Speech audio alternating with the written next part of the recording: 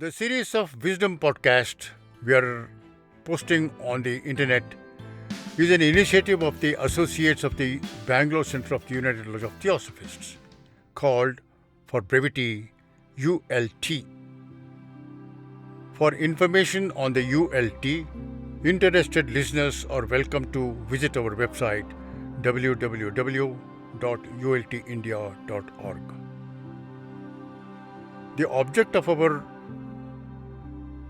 Theosophical Wisdom Podcast is to share as widely as possible the ancient theosophical wisdom which opens our minds to an understanding of the deeper meaning and higher purpose of human life and solutions to every problem, mystery and riddle of life.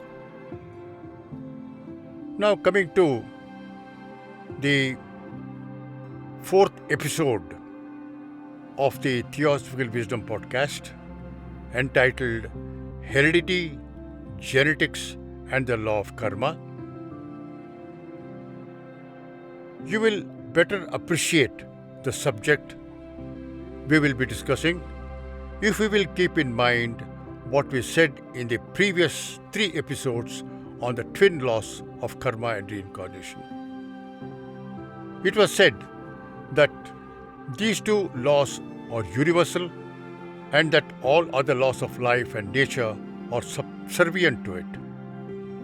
Now, we will see how heredity and genetics are related and subordinate to the twin laws of karma and reincarnation. One of the objections brought against the law of karma and reincarnation is that the law of hereditary transmission of traits from parent to offspring and the modern research in the science of genetics disproves the law of karma. We, on the contrary, urge that the laws of hereditary proves the law of karma and not disprove it. The twin laws also explain some of the facts of heredity and genetics which remains a mystery to science even today. Without going into extended discussion on the laws of heredity and genetics as propounded by modern science, we will recall only a few essential features of it. What is heredity according to science? The word heredity comes from the Latin root condition of being an heir, H-E-I-R. It refers to inheriting characteristics by children from parents by the process of fertilization, or it can refer more broadly to the passing on of genetic factors from one generation to the next. Now, the questions to be considered are: does heredity imply biological determinism? And is it an invariable law? Are there no exceptions? If there are exceptions, how do we account for them? Further, does hereditary inheritance of traits of character preclude responsibility on the part of the one who has inherited them from his parentage? Does it absolve him or her of responsibility for behaving under the impulse of those traits?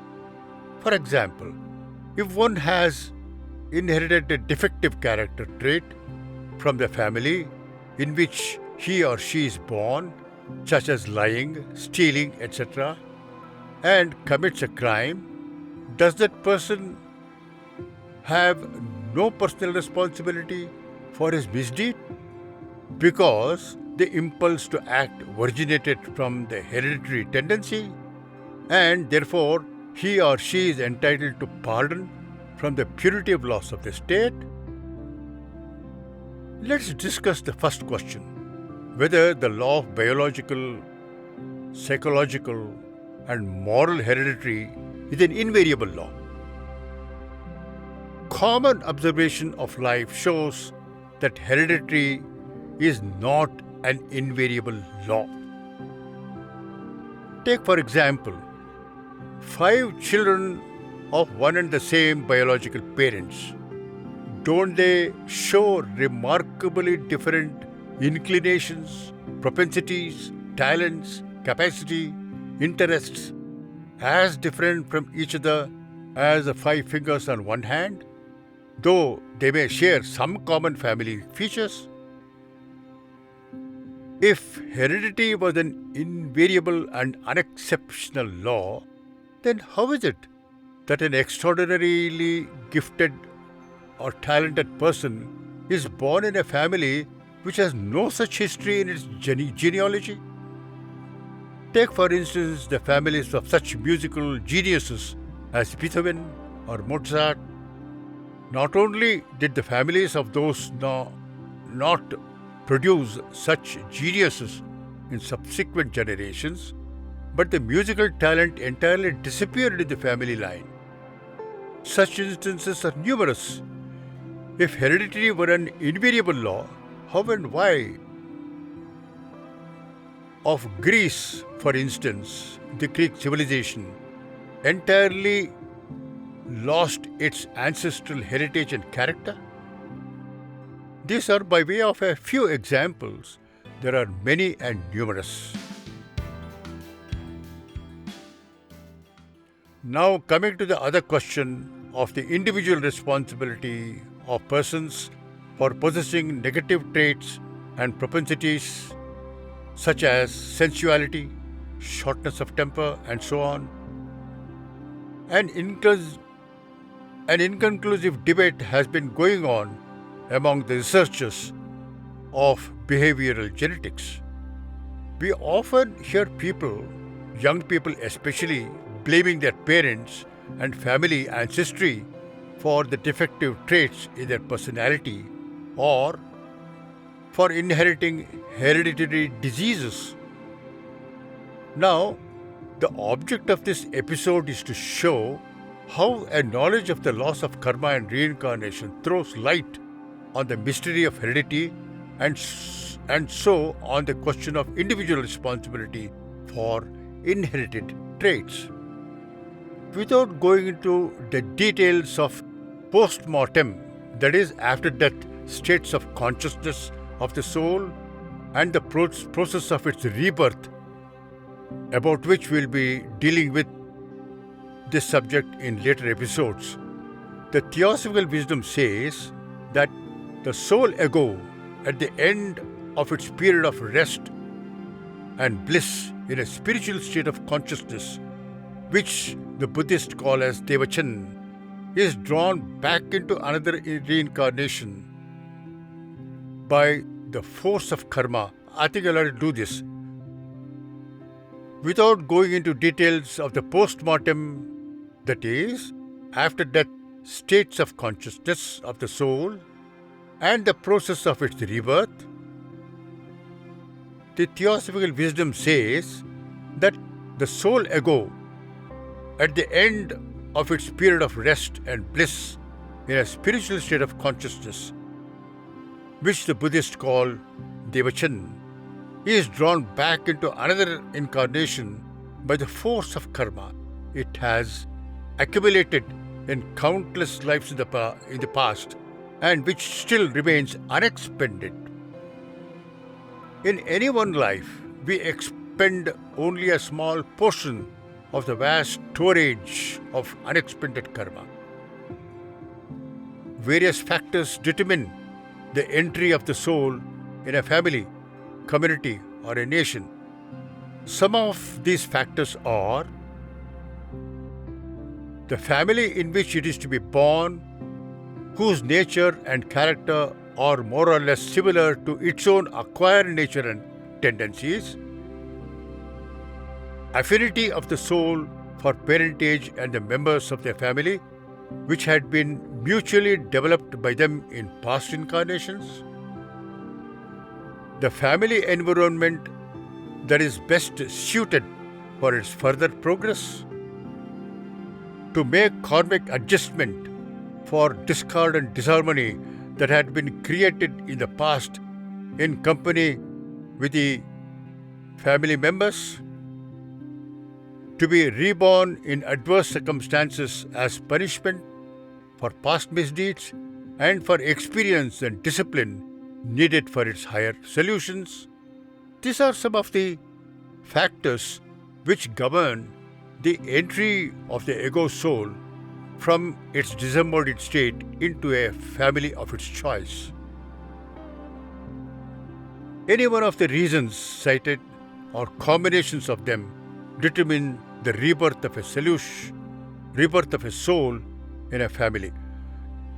Any one of the reasons cited or a combinations of these determine the rebirth of a soul in a family. The same law applies also to choice of the ego in rebirth in a community or a nation. What does this imply? It implies 1. Family heredity traits are generated together by the karma of the souls who, by mutual affinity, make the family. 2. Hereditary trait or hereditary diseases of body and mind to which a member of the family may be suffering from is in fact generated by the individual ego itself in the past incarnations and is drawn to that family where that particular trait prevails because it offers opportunity for its full development. Therefore, heredity is a product of karma of individuals who created it by their own actions collectively and experience it life after life, what they themselves have created by their own thought and action. Therefore, no individual can, with any justification, blame the parentage or the family lineage or racial or national trait for the condition in which it is born in that family or nation.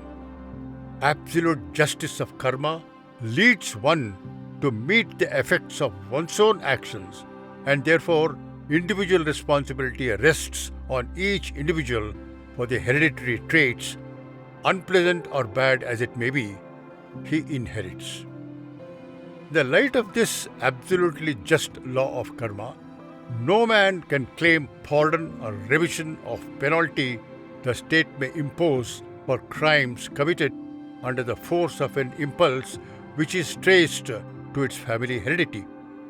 While a person is impelled by particular tendency to act, he is also actually endowed with the power to think, to reason, and choose alternatives, and also exercise will to curb the bad tendency and act differently. If one has, by sheer idleness, carelessness, and indifference, to exercise and develop the naturally endowed powers of reason and will, his moral responsibility is not diminished or mitigated. Important point to be borne in mind is that no one needs to be a helpless victim of hereditary defects or weaknesses. Karma is not blind fatalism.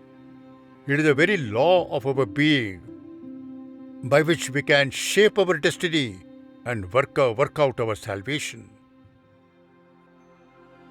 One can overcome hereditary shortcomings if one has created bad effects, which one has inescapably to experience. One has also the power of reason and will to set in motion causes by appropriate thought and actions to nullify and overpower them through concerted action over many lives. Man is a master of his own destiny and not a helpless creature of blind, arbitrary fate.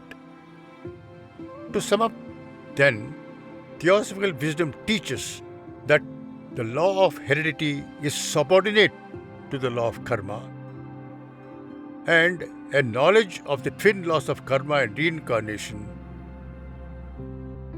helps us to override the subordinate tendencies of heredity. We end this episode of the podcast here with an announcement that if listeners have any questions or queries, they are welcome to address us by emailing to www.ultindia.org. Thank you.